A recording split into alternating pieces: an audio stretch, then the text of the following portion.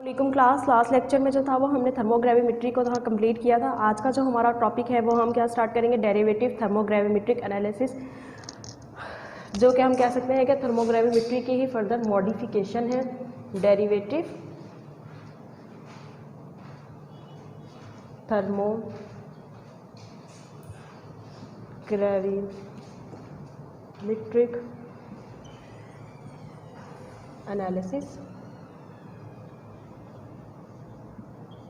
Basically हम कह सकते हैं कि बेसिक प्रिंसिपल सिर्फ सेम है, थोड़ा सा क्या चीज़ में मॉडिफिकेशन आती है। जो हम प्लॉट ग्राफ जो हम इसका ड्रॉ करते हैं वो डिफरेंट होता है थोड़ा सा, इसको हम DTGA भी कहते हैं, या फिर अक्सर जगह पे जो है वो आपको DTA भी लिखा हुआ मिलेगा। लेकिन DTA जो है वो नॉर्मली डिफरेंशियल थर्मल एनालिसिस के लिए होता है। तो डेरिवेटिव थर्मोग्राविमेट्रिक एनालिसिस को हम DTGA से जो है वो रिप्रेजेंट करेंगे। होती क्या है डेरिवेटिव थर्मोग्रेविमेट्रिक एनालिसिस? हमने थर्मोग्रेविमेट्री में क्या पढ़ा था? हमने पढ़ा था कि हम जब भी अपना सैंपल का एनालिसिस करते हैं थर्मोग्रेविमेट्री के जरिए, तो उसमें हम क्या देखते हैं कि जैसे जैसे हम टेम्परेचर इंक्रीज करते हैं तो हमारा सैंपल क्या होता है, वो डीकम्पोज होना स्टार्ट होता है।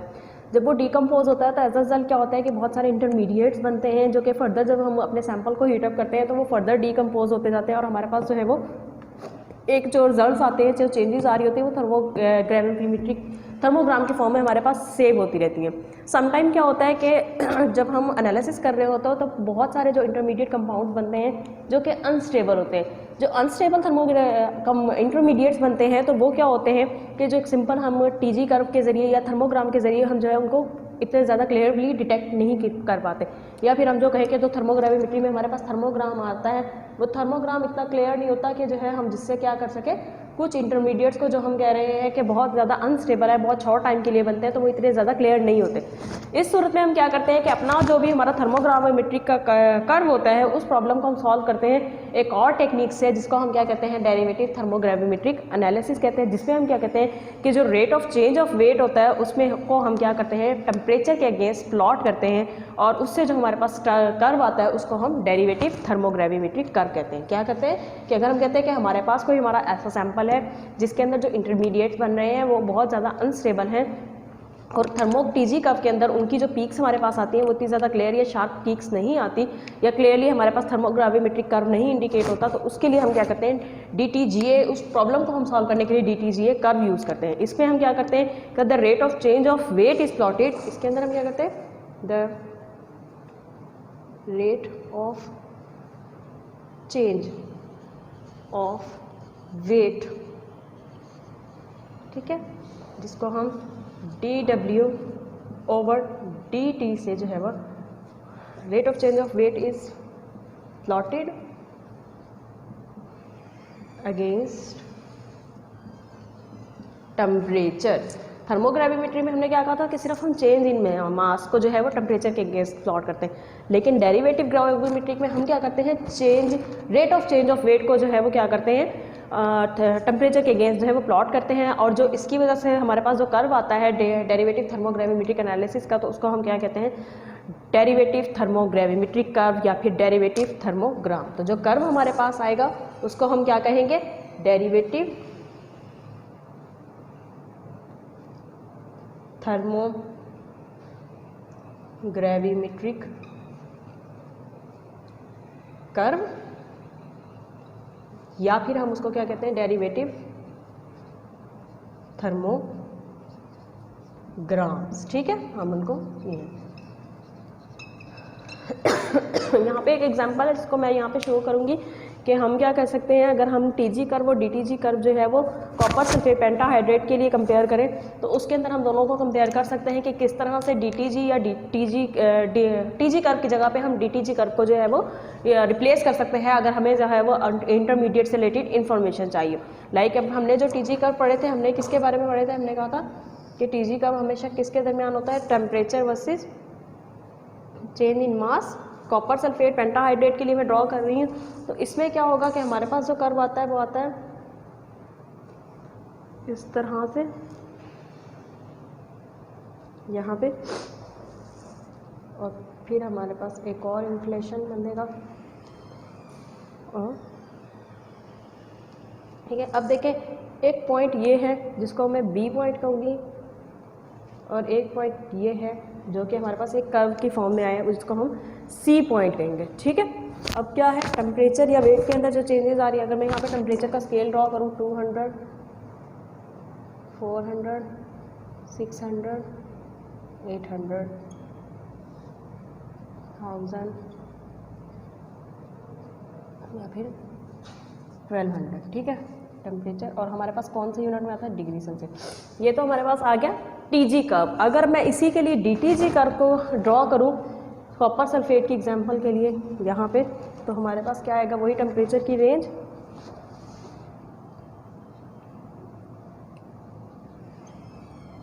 400, 600, 800, 1000 और 1200। और यहाँ पे हमारे पास DTG कर्व किसके दरमियान होगा, हमेशा rate of change of weight के दरमियान। ठीक है, rate of change of weight. और इसके लिए जो हमारे पास कर्व आता है वो कुछ इस टाइप का आता है।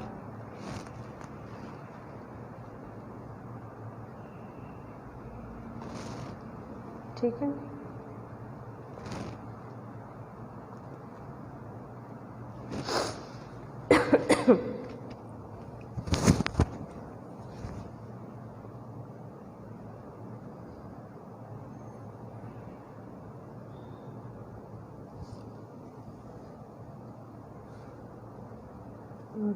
फिर नेक्स्ट हमारे पास आके जाके आती है 800 से 1000 के दरमियान में।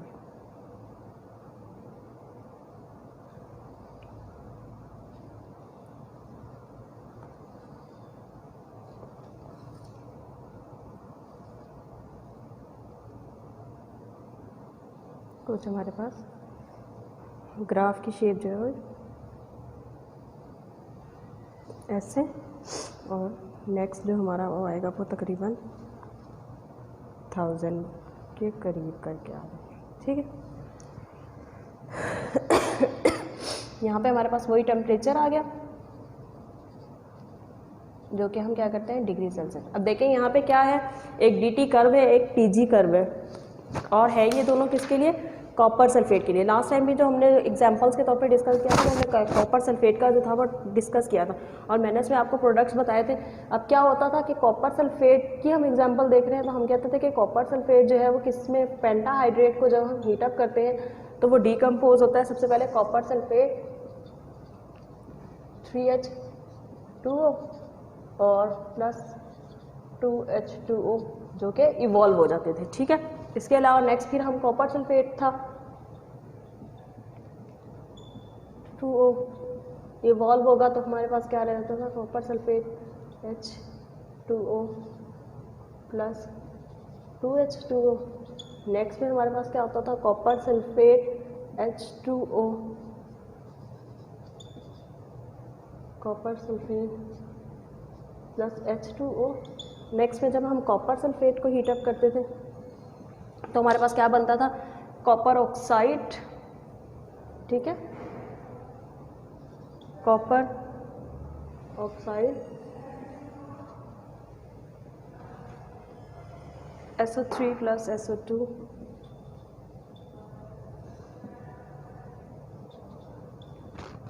Plus ½ two oxygen.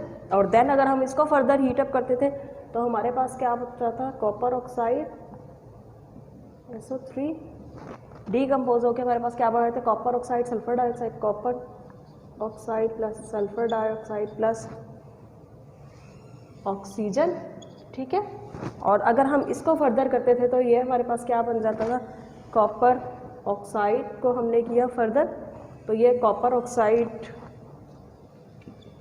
Plus ½ oxygen जो है वो हमारे पास मज़ीद यहाँ पे 1/2। अब यहाँ पे देखें ये कितना हमारे पास 1 2 3 4 5 और 6 स्टेजेस का हमारे पास स्टेप। मतलब क्या क्या, जो कॉपर सल्फेट की हम एग्जांपल ले रहे हैं कि कॉपर सल्फेट जो डिकम्पोज होता है तो वो क्या करता है 6 केमिकल रिएक्शन होते हैं, 6 स्टेप्स होते हैं जिसके दौरान वो जो है कंपोज होता है। अब यहाँ पे अगर हम टीजी कर्व देखें, जो कि हमने कहा कि हमने जो है वो सिंपल थर्मोग्रेविमेट्री के जरिए लिया है, तो यहाँ पे जो ये फर्स्ट वाला इन्फ्लेक्शन पॉइंट है जो कि बी है और जो सी है वो हमें क्या इंडिकेट कर रहा है कि इंटरमीडिएट्स को इंडिकेट कर रहा है। लाइक दैट अगर हम कहते हैं कि ये क्योंकि कर्व इतने ज़्यादा या ये जो हमारे पास प्लेट्यूज आए हैं इतने ज़्यादा क्लियर नहीं है, जो कि ये इंडिकेट कर रहा है कि कॉपर सल्फेट जो है वो डायरेक्टली किस में कन्वर्ट हो जाता है कि कॉपर डायरेक्टली जो है वो इसके अंदर कन्वर्ट हो जाता है कि हम ये कह रहे हैं। फिर नेक्स्ट हमने क्या कहा कि कॉपर 1 2 3 4th स्टेज, फिर हमने नेक्स्ट क्या कहा कि कॉपर सल्फेट्स जो है ना हाँ कॉपर सल्फेट से क्या होता है कि ये वाले स्टेप से डायरेक्ट ये वाला स्टेप जाता है, क्योंकि बी पॉइंट का जो इन्फ्लेक्शन है या जो आइसोग्राम के थर्मोग्राम के अंदर जो हमारे पास प्लेट्यू है वो इतना ज़्यादा क्लियर नहीं है। फिर जो नेक्स्ट आता है वो हम क्या देखते हैं कि कॉपर सल्फेट्स जो है वो क्या करता है कि कॉपर सल्फेट जो है वो टीजी कर्व में copper sulphate give rise to copper sulphate. उसके बाद जो नेक्स्ट इन्होंने किया हुआ है बी से यहाँ से इस स्टेप में जो कन्वर्ट हुआ है वो ये शो कर रहा है कि कॉपर सल्फेट जो है वो डायरेक्टली किस में कन्वर्ट हो गया है, इस फॉर्म में कन्वर्ट हो गया है, बजाय जो है वो ये वाली स्टेबल कंडीशन, मतलब इस फॉर्म से नेक्स्ट डायरेक्टली स्टेप में गया है। ये वाला जो प्रोडक्ट इंटरमीडिएट पढ़ना, यहाँ पे हमारे पास थर्मोग्राम के अंदर थोड़ा सा जो है प्लेट्यू है सही से, लेकिन ये इतना ज़्यादा क्लियर नहीं है कि जो हमें क्या कर सके कंप्लीट इन्फॉर्मेशन रिवील कर सके। तो ये चीज़ इंडिकेट करती है क्या कि जब भी हमारे कॉपर सल्फेट की डीकम्पोजिशन हो रही होती है थर्मोग्रेविमेट्री के जरिए, तो हमारे पास जो थर्मोग्राम आ रहे होते हैं उसके अंदर बी और सी पोजिशन में क्या बन रहे हैं, कोई इंटरमीडिएट्स बन रहे हैं जो कि अनस्टेबल इंटरमीडिएट्स हैं, जिसकी वजह से क्या होता है कि वो टीजी कर्व के अंदर बहुत ज़्यादा क्लियरली हमारे पास क्लियरली प्लेट्यूज के फॉर्म में जो है वो हमारे पास नहीं आते। तो डेरिवेटिव थर्मोग्रेविमेट्री को हम इसीलिए यूज़ करते हैं कि क्या है, अब यहाँ पे आप देखें हमारे पास 6 क्लियर पिक्स बनी है, 1 2 3 4 5 6 के 6 क्लियरली पिक्स बनी है, जो कि क्या इंडिकेट करती हैं, ये 6 क्लियरली जो रिएक्शंस हो रहे हैं, जो प्रोडक्ट्स बन रहे हैं उनको इंडिकेट करती हैं। और जो ये यहाँ पे पीक्स के इन्फ्लेक्शन नज़र आ रहा है, आपको एक केवल पॉइंट इन्फ्लेक्शन का पॉइंट नज़र आ रहा है, और जो है वो एक आपको ये वाला इन्फ्लेक्शन का पॉइंट आ रहा है, तो ये प्रोडक्ट बी को जो वहाँ पे हमारे पास इतना क्लियर नहीं था, और ये प्रोडक्ट सी को जो हमने इंटरमीडिएट सी को जो है वो इंडिकेट करता है। तो इसी वजह से हम क्या कहते हैं कि हम क्या करते हैं कि अपना जो भी हमारा टीजी का जो इंस्ट्रूमेंटेशन होती है उसके अंदर हम अपना जो है थर्मोबैलेंस सॉरी कह रही हूँ, however the point of inflection BRC obtained copper sulfate may be resolved in a plateau slower heating, hence detection of intermediate compound by is dependent on heating. अच्छा, इसके अलावा मैंने क्या क्या बताया कि हमारे पास क्या आ जाती हैं, यहाँ पे 6 क्लियर पीक्स आ जाती हैं, और जो दरमियान में इन्फ्लेक्शन आ रहे हैं वो क्लियरली क्या इंडिकेट कर देते हैं कि कोई भी बी और सी जो है वो इंटरमीडिएट बने हैं, जो कि डेरिवेटिव थर्मोग्रेविमेट्री के अंदर हमारे पास जो था वो इतना ज़्यादा क्लियर पीक्स की फॉर्म में या फिर इतना ज़्यादा क्लियर प्लेट्यू की फॉर्म में नहीं आए। तो अगर हम डेरिवेटिव थर्मोग्रेविमेट्रिक एनालिसिस करेंगे, DTG करेंगे, हम बजाय मास और टेम्परेचर के दरमियान थर्मोग्रेविमेट्रिक कर्व को ड्रॉ करें, अगर हम rate of change of weight के दरमियान और टेम्परेचर के दरमियान ड्रॉ करते हैं, तो हमारे पास क्या हो जाता है, क्लियरली जो है वो 6 के 6 जो हमारे पास स्टेप्स होते हैं वो क्लियर हो जाते हैं। The DTG curve, however, shows 6 peaks corresponding to 6 steps. As mentioned above, it can be noted that the inflection point B and C on the TG curves are revealed by shallow troughs between peaks 1 and 2 and between peaks 4 and 5. The peaks on the derivative curve correspond to the maximum slope of the TG curves. ठीक है, इन DTG curve where there is no loss, अगर weight loss कोई भी नहीं होगा तो हमारे पास क्या होगा, कोई भी इन्फ्लेक्शन पॉइंट नहीं आएगा, और हम क्या कह सकते हैं कि dW over dt is equal to 0 होगा अगर कोई भी मास के अंदर चेंजेस नहीं आ रही। लेकिन अगर मास के अंदर चेंजेस होगी, मिनिमम जो है वो 0 चेंजेस भी होगी, तो हमारे पास क्या आएंगे, इन्फ्लेक्शन पॉइंट्स आएंगे। कमर्शियली इसके अलावा क्या करते हैं कि commercial thermobalance have been provided with electronic circuit to take the derivative curve automatically. जो भी हमारा टीजी कर्व की इंस्ट्रूमेंटेशन होता है उसके साथ हम क्या कर सकते हैं, कमर्शियली अवेलेबल थर्मोबैलेंसेस को अटैच करते हैं, जो क्या करते हैं हमें ऑटोमेटिकली थर्मोग्रेविमेट्रिक कर्व देते हैं, जो क्या होता है rate of change of weight के बजाय जो और टेम्परेचर के दरमियान हमारे पास कर्व आता है, बजाय कि हमारे पास मास और टेम्परेचर के दरमियान आए। ठीक है, ये हमारा था डेरिवेटिव थर्मोग्रेविमेट्रिक एनालिसिस, जिसमें मैंने आपको क्या बताया कि समटाइम ऐसा होता है कि हमारे पास जो इंटरमीडिएट बनते हैं वो अनस्टेबल होते हैं, जो कि हम सिंपल थर्मोग्रेविमेट्रिक कर्व से इतने ज़्यादा क्लियरली हमारे पास थर्मोग्राम के अंदर नहीं आते। जैसे मैंने यहाँ पे शो किया कि बहुत ज़्यादा स्मॉल हमारे पास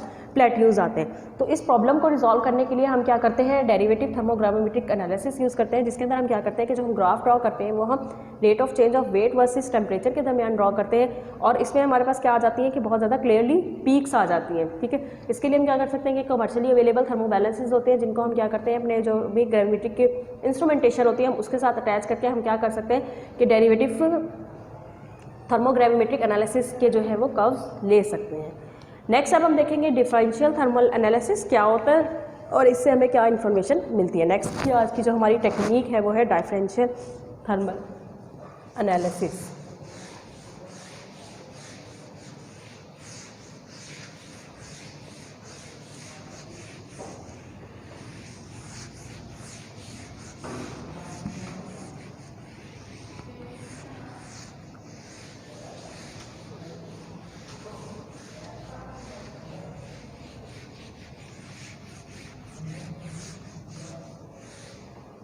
ठीक है, differential thermal analysis.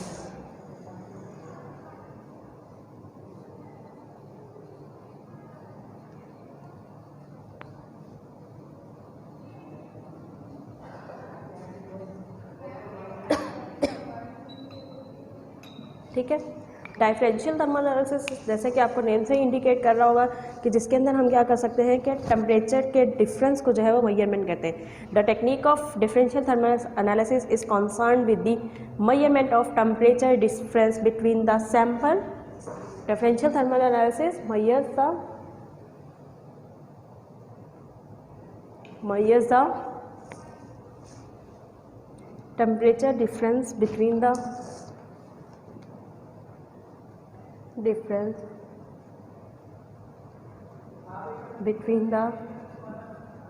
sample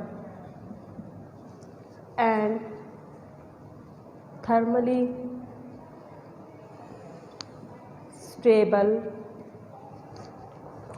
stable कोई भी हमारे पास रेफरेंस मटेरियल हो सकता है।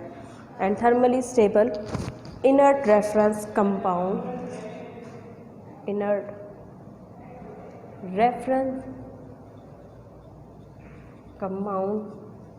जिसमें क्या क्या हो सकते हैं, एल्यूमिना हो सकता है, सिलिकॉन हो सकता है, यूजुअली एल्यूमिना, सिलिकॉन कार्बाइड और ग्लास बीड। कौन कौन से? एल्यूमिना,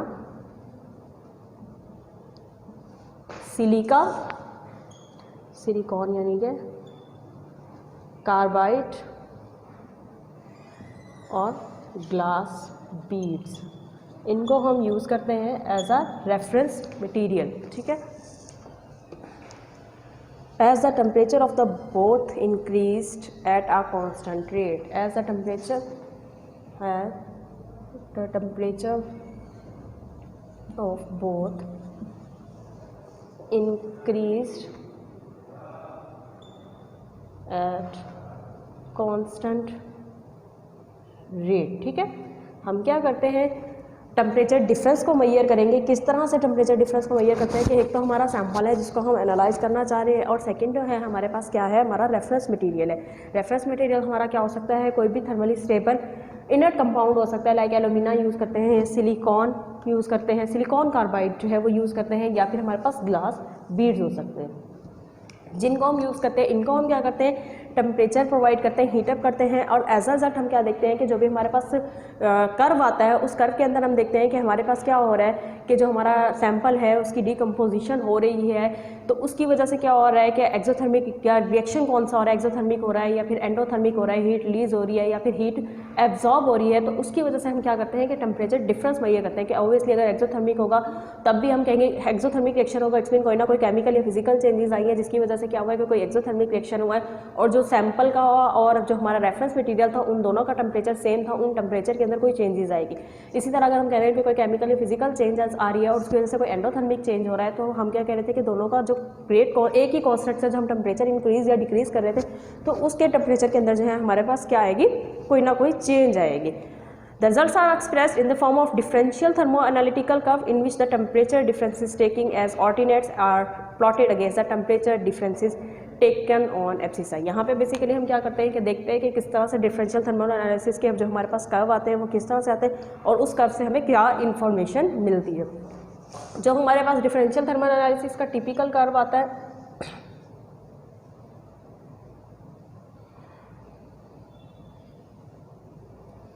वो जो है हमारे पास उसकी शेप कुछ इस तरह से होती है। ठीक है, यहाँ पे हमारे पास टेम्परेचर आएगा और यहाँ पे हमारे पास चेंज इन टेम्परेचर और यहाँ पे हमारे पास delta T is equal to G, मतलब डेल्टा टी यानी कि चेंज इन टेम्परेचर। यहाँ पे हमारे ये एक्सोथर्मिक शो करेंगे, जो अबव आएंगी और जो बिलो आएंगी वो हमारे पास एंडोथर्मिक। ठीक है, बेसिकली जो सिंपल सा जो हमारे पास कर्व होता है वो हमारे पास ये आता है एक्सोथर्म्स या फिर एंडोथर्म आएगा। और इस लेवल के ऊपर जहाँ पे हमारी ये लाइन है, यहाँ पे हमारा टेम्परेचर जो है वो चेंज इन टेम्परेचर 0 होगा।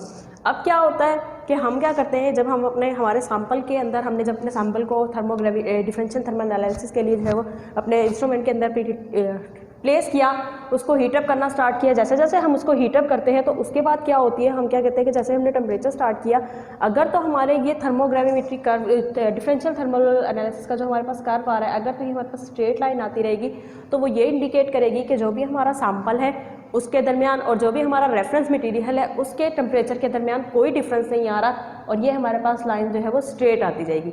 लेकिन एक पॉइंट आएगा जहाँ पे हम कहते हैं कि जिस पॉइंट पे जाके कोई ना कोई हमारे सैंपल के अंदर केमिकल या फिजिकल चेंज हुआ है, और उसके रिजल्ट में क्या हुआ है, कोई वो जो केमिकल या फिजिकल चेंज हुआ है वो कोई एंडोथर्मिक रिएक्शन हुआ है, तो उसकी वजह से क्या हुआ कि जो हमारा सैंपल था उसका टेम्परेचर जो है वो हमारे रेफरेंस मटेरियल के कंपेयर में डिक्रीज हो गया। क्योंकि कौन सा रिएक्शन हुआ, एंडोथर्मिक रिएक्शन हुआ।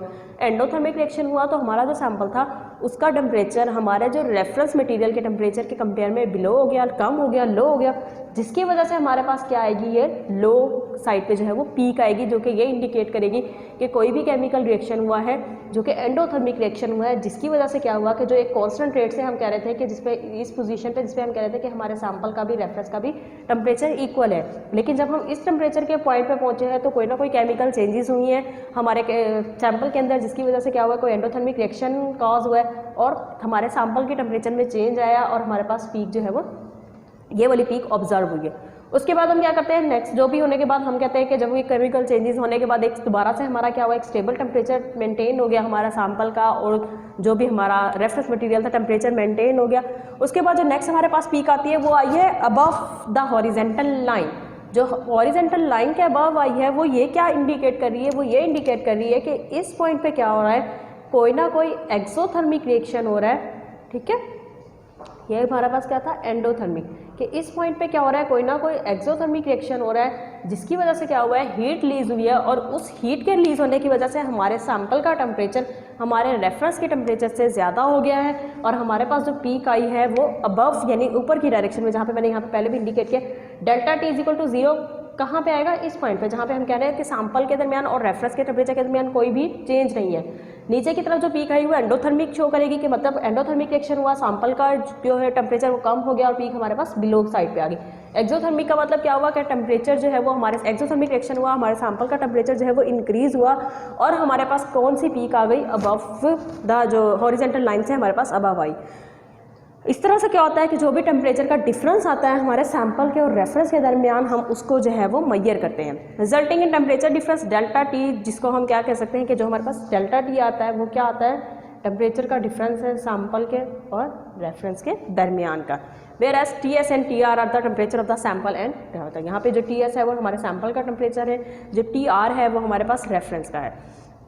यहाँ पे मैंने आपको बहुत ज़्यादा क्लियर बताया कि for an endothermic reaction the sample absorb the heat और so that the temperature of the reference will be higher than that of the temperature sample। अगर एंडोथर्मिक होगा तो सैंपल का कम हो जाएगा टेम्परेचर, रेफरेंस का ज़्यादा होगा, और उसकी वजह से क्या होगा कि अगर हमारे सैंपल का टेम्परेचर ज़्यादा है कम है, अगर हमारे सैंपल का टेम्परेचर कम है लेकिन हमारे जो भी हमारे पास रेफरेंस मटेरियल था उसका टेम्परेचर ज़्यादा है, तो हमारे पास जो डेल्टा टी आएगा वो क्या आएगा, तो जो हमारे पास चेंज इन डेल्टा टी आएगा वो क्या आएगा, delta T will be negative.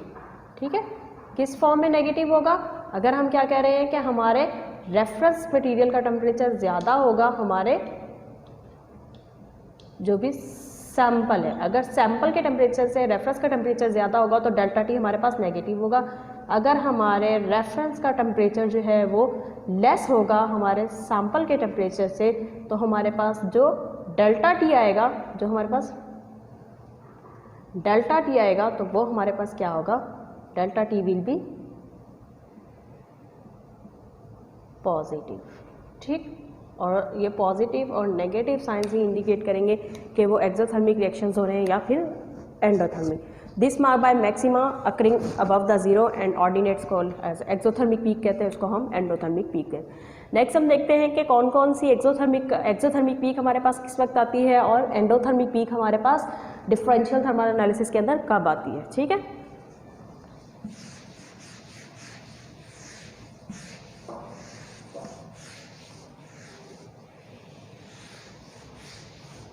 कुछ केमिकल और फिजिकल फिनोमेनास ऐसे होते हैं जिनकी वजह से क्या होता है, या तो एंडोथर्मिक रिएक्शन होता है या फिर क्या हो जाता है, एक्सोथर्मिक रिएक्शन होता है। हम देखेंगे कि वो कौन कौन से फिनोमेनास हैं जिनकी वजह से क्या होता है कि हमारे पास पीक्स जो हैं वो या तो एक्सोथर्मिक पीक्स आती हैं या फिर एंडोथर्मिक आते हैं। Occurs of endothermic and exothermic peaks किस किस सूरत में होगी,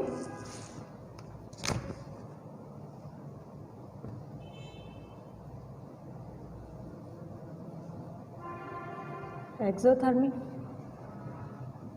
and endothermic peak.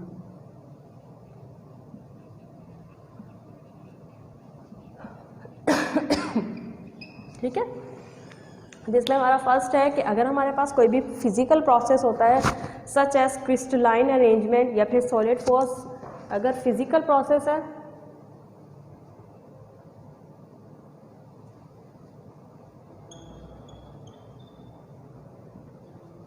Such as कौन कौन से हमारे पास क्या क्या अगर हो रहा है, क्रिस्टलाइन अरेंजमेंट हो रही है, क्रिस्टलाइन अरेंजमेंट, क्रिस्टलाइन अरेंजमेंट होती है, या फिर हमारे पास सॉलिड फेज ट्रांजिशन होती है, फ्यूजन होती है, सॉलिड फेज ट्रांजिशन,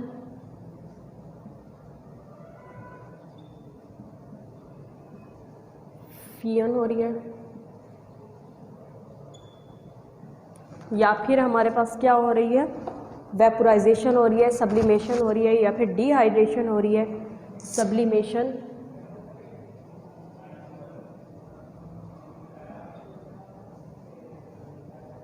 डिहाइड्रेशन, या फिर हमारे पास वेपोराइजेशन हो रही है। तो इसकी वजह से क्या आएगी, अगर ये सारे फिनोमिनाज होते हैं तो हमारे पास जो पीक्स आएगी वो आएगी एंडोथर्मिक पीक। ठीक है, अगर हमारे पास एंडोथर्मिक पीक आएगी तो वो क्या इंडिकेट करेगी कि जो भी हमारा सैंपल है उसमें क्रिस्टलाइन अरेंजमेंट हो सकती है, सॉलिड फेज ट्रांजिशन हो सकती है, फ्यूजन हो सकती है, सब्लिमेशन हो सकती है, या फिर डिहाइड्रेशन या फिर वेपोराइजेशन होगी। इसके अलावा क्या होता है कि एक और चीज़ नोट करने की है कि it is to be noted that sharp endotherms are indicative of crystalline. अगर हमारे पास जो है वो शार्प एंडोथर्मिक पीक आए, शार्प एंडोथर्मिक पीक का मतलब बिल्कुल शार्प पीक आएगी, तो वो क्या इंडिकेट करेगी कि हमारे पास कौन कौन सा रिएक्शन हुआ है, या तो क्या हुआ है, क्रिस्टलाइन अरेंजमेंट क्या हुई है, क्रिस्टलाइन अरेंजमेंट हुई है, या फिर क्या हुआ है, फ्यूजन हुई है, या फिर सॉलिड स्टेट ट्रांजिशन हुई, या फिर सॉलिड स्टेट ट्रांजिशन हुई, या फिर फ्यूजन हुई है। अगर हमारे पास ये तीनों होते हैं, crystalline arrangement, solid phase transition, fusion, तो हमारे पास क्या आएगी, शार्प एंडोथर्मिक पीक आएगी। ठीक है, और अगर हमारे पास क्या हो रही है, डिहाइड्रेशन हो रही है, या फिर हम कह सकते हैं कि मेल्टिंग हो रही है, मेल्टिंग का भी प्रोसेस फिजिकल जो है वो हम एंडोथर्मिक कह सकते हैं, या फिर मेल्टिंग हो रही है, मेल्टिंग ऑफ पॉलीमर्स हो रही है, तो वो क्या करेगी, इंडिकेट करेगी, मतलब जिसमें हमने कहा डिहाइड्रेशन हो रही है, डिहाइड्रेशन, या फिर हमने क्या कहा कि मेल्टिंग हो रही है, मेल्टिंग ऑफ पॉलीमर होती है, तो वो क्या चीज़ इंडिकेट करेगी, वो इंडिकेट करेगी ब्रॉडर पीक्स। एंडोथर्मिक पीक ही आएंगी लेकिन वो ब्रॉडर पीक्स आएंगे। ठीक है, सेकेंड हमारे पास क्या हो सकता है, फिजिकल प्रोसेस जो हमारे पास आ रहे हैं लाइक एड्जॉर्प्शन, क्रिस्टलाइजेशन। नेक्स्ट जो हमारे पास फिजिकल प्रोसेस दूसरे आते हैं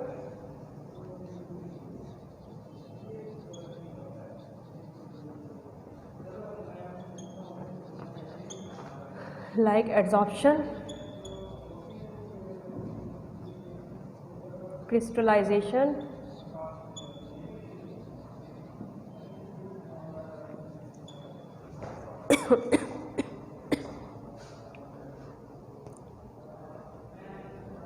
इनकी वजह से हमारे पास क्या आ जाती हैं, एक्सोथर्मिक पीक्स आती हैं। ठीक है, इनसे क्या आएंगी हमारे पास, कौन सी पीक्स आएंगी, एक्सोथर्मिक पीक्स आएंगी अगर हमारे पास एड्जॉर्प्शन हुई है या फिर हमारे पास क्रिस्टलाइजेशन हुई है। और ब्रॉडर और शार्पर हमारे पास एक्सोथर्मिक पीक्स कब आएंगी? अगर तो क्रिस्टलाइज नैरो हमारे पास है तो वो क्रिस्टलाइजेशन शो करेगी। अगर हमारे पास ब्रॉडर पीक्स आएंगी, ब्रॉडर एक्सोथर्मिक पीक आएंगी, तो वही इंडिकेट करेगी कि जो भी हमारे पास हुआ है वो या तो फिर केमिकल रिएक्शन हुआ है या फिर क्या हुई है, पॉलीमराइजेशन हुई है। क्या है? फिजिकल प्रोसेस, एडजॉर्प्शन होता है या क्रिस्टलाइजेशन होता है, वो एक्सोथर्मिक पीक्स देता है। अगर तो हमारे पास क्या हो रही है, सिंपल क्रिस्टलाइजेशन हो रही है, तो हम क्या करेंगे कि वो क्या है, हमारे पास नैरो पीक आएगी। ठीक है। और अगर हम कहते हैं कि हमारे पास क्या हुई है, कोई पॉलीमराइजेशन हुई है या फिर हमारे पास कोई वो हुई है, तो केमिकल रिएक्शन हुआ है, तो हमारे पास ब्रॉडर पीक्स आएंगी जो कि इंडिकेट क्या करेंगी कि कोई भी केमिकल रिएक्शन हो रहा है। अब केमिकल रिएक्शन में एक्सोथर्म और एंडोथर्म्स दोनों आ सकते हैं। Oxidation reaction however gives to dries only. Chemical process third कौन सी होती है? केमिकल प्रोसेस का देखें अगर हम, केमिकल प्रोसेस क्या करते हैं, दोनों दे सकते हैं, एक्सोथर्मिक पीक्स भी देते हैं और एंडोथर्मिक पीक्स भी देते हैं। एक्सोथर्मिक और एंडोथर्मिक दोनों टाइप्स की पीक्स देते हैं। ठीक है। लेकिन क्या है, हाउ एवर कुछ स्पेसिफिक रिएक्शन है, जैसे ऑक्सीडेशन रिएक्शंस होते हैं वो सिर्फ एक्सोथर्म्स देते हैं। जो ऑक्सीडेशन रिएक्शंस होंगे वो कौन से देंगे, वो सिर्फ एक्सोथर्मिक कर्व्स देंगे। ठीक है। ये कुछ स्पेसिफिकेशन है कि जब हमारे पास डिफरेंशियल थर्मल एनालिसिस की पीक्स आती हैं तो हमें किस तरह से पता चलेगा कि जो भी हमारा सैंपल है उसके अंदर जो टेम्परेचर की डिफरेंस की वजह से हमारे पास पीक्स आ रही हैं, तो वो कौन सा प्रोसेस हो रहा है, क्रिस्टलाइन हो रही है, सॉलिड स्टेट फेज ट्रांजिशन हो रही है, फ्यूजन हो रही है। तो वो हमारे पास जो पीक्स आती हैं हम उससे क्लियर करते हैं कि कौन कौन सी पॉसिबिलिटी है कि हमारे पास जो है वो क्या क्या हो सकता है। नेक्स्ट हमारा जो होगा वो होगा प्रिंसिपल और मेथड का, जिसमें हम देखेंगे कि डीटीए कर्व हमारे पास किस तरह से होते हैं, और नेक्स्ट जो है वो हम अपना डिटेल में इंस्ट्रूमेंटेशन जो है वो स्टार्ट करेंगे। या हम एक दो उनके एग्जांपल देख लेते हैं, प्रिंसिपल एंड मेथड की हम एग्जांपल देख लेते हैं।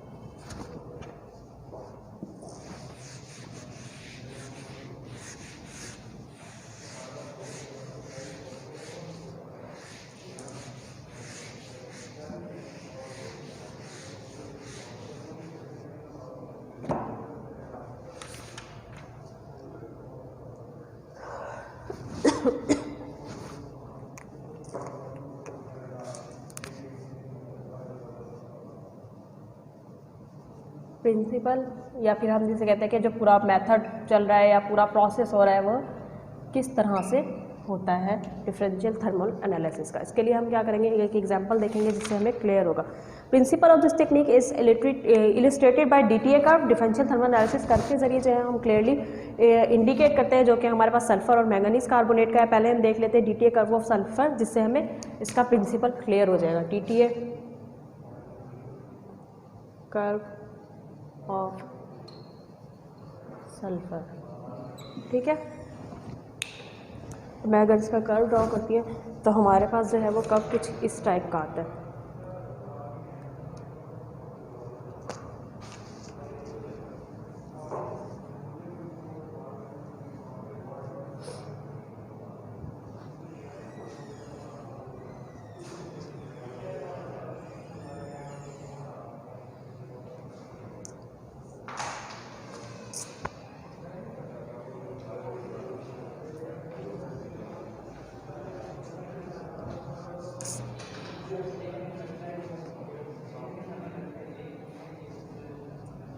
ठीक है। और नेक्स्ट फिर हमारे पास क्या होगा,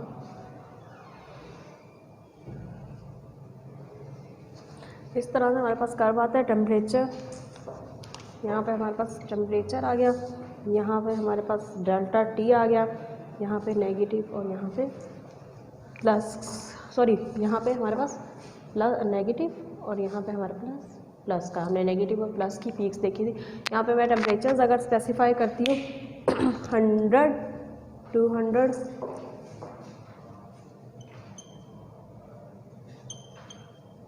200,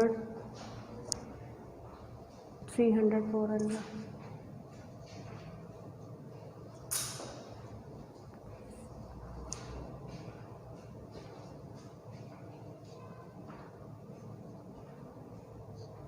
$500, ठीक है, एंड सो ऑन।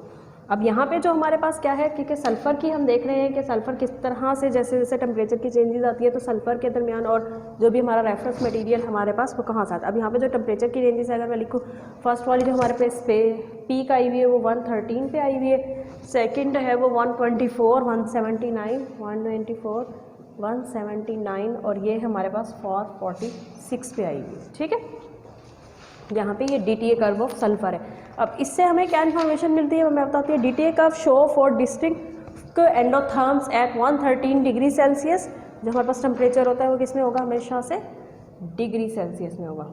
अब यहाँ पे क्या है, 4 पीक्स है, एक 113 डिग्री सेल्सियस पे है, सेकंड जो है वो 124 पे है, नेक्स्ट 179 डिग्री सेल्सियस पे और 446 पे है।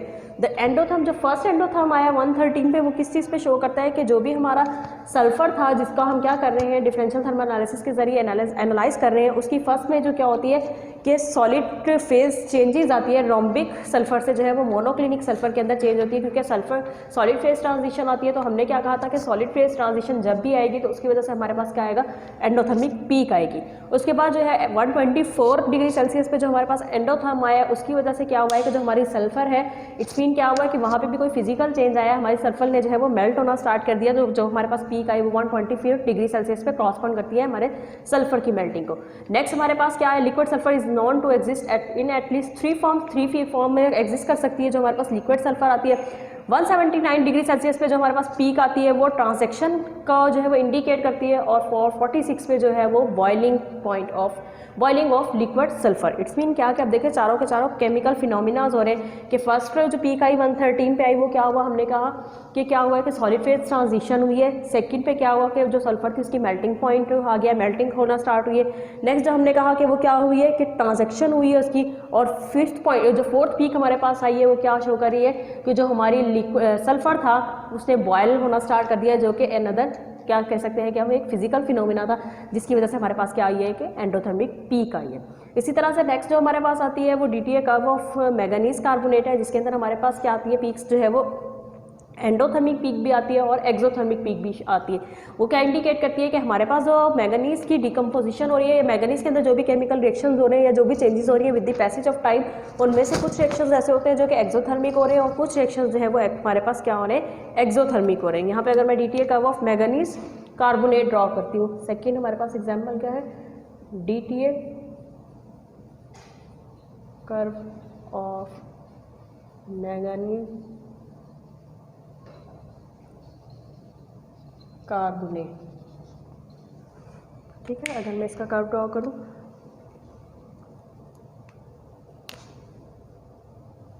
हमारे पास इसका जो कर्व आएगा वो नॉर्मली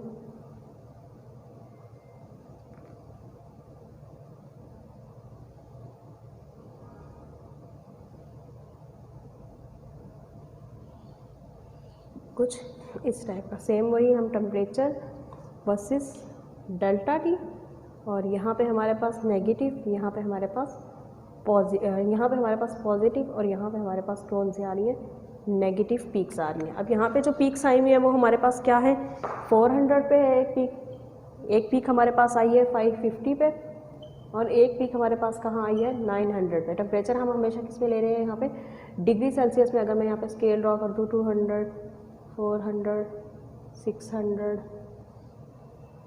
800 और 1000 का। ठीक है, अब यहाँ पे क्या है, हमारे पास 3 पीक्स आई हैं जो कि क्या इंडिकेट कर रहे हैं कि मैंगनीज कार्बोनेट जो है वो क्या होता है कि 2 तो उसने क्या दिए हैं एंडो। अब ये जो दोनों पीक्स हैं ये बिलो द लाइन है, तो इट्स मीन ये क्या इंडिकेट कर रही है कि यहाँ पे 2 रिएक्शन जो है वो एंडोथर्मिक हुए हैं, और जो फर्स्ट हमारे पास रिएक्शन हुआ है वो क्या है, अबव द हॉरिजेंटल लाइन है, जो कि क्या इंडिकेट कर रहा है कि हमारे पास जो है वो फर्स्ट स्टेप में एक्सोथर्मिक रिएक्शन हुआ है। DTA curve shows 2 endotherms at 550 degrees Celsius and at 900 degrees Celsius and 1 exotherm at 400 degrees Celsius. The origin of these peaks can be understood from the following sequence of changes taking place on heating manganese carbonate from room temperature to above 1000 degree Celsius. क्या क्या changes होती है, जो 400 degree Celsius पे हमारे पास peak आई है, एक्सोथर्म आया है, वो किस वजह से आया है कि कार्बन डाइऑक्साइड या फिर कार्बन मोनोऑक्साइड की जो है वो ऑक्सीडेशन हुई है। कार्बन मोनोऑक्साइड और कार्बन डाइऑक्साइड की ऑक्सीडेशन हुई है, तो हमने क्या पढ़ा था कि केमिकल रिएक्शन जिसमें ऑक्सीडेशन होती है, तो उसकी वजह से क्या होगा, हमारे पास लाजमी है कि एक्सोथर्मिक पीक आएगी। उसके बाद क्या हुआ, क्योंकि हमारे पास एयर जो के अंदर ऑक्सीजन मौजूद है, तो हम कह सकते हैं कि इजीली ऑक्सीडेशन हो सकती है, जो कार्बन डाइऑक्साइड या कार्बन मोनोऑक्साइड हमारे पास मैंगनीज कार्बोनेट के अंदर मौजूद है। उसके बाद क्या है, जो हमारे पास 2 पीक्स आई हैं वो due to the conversion of manganese dioxide to Mn2O3 और Mn2O3 टू Mn। फर्स्ट हमारे पास किस वजह से आई है, ऑक्सीडेशन हुई है कार्बन डाइऑक्साइड और कार्बन मोनोऑक्साइड और कार्बन डाइऑक्साइड की वजह से।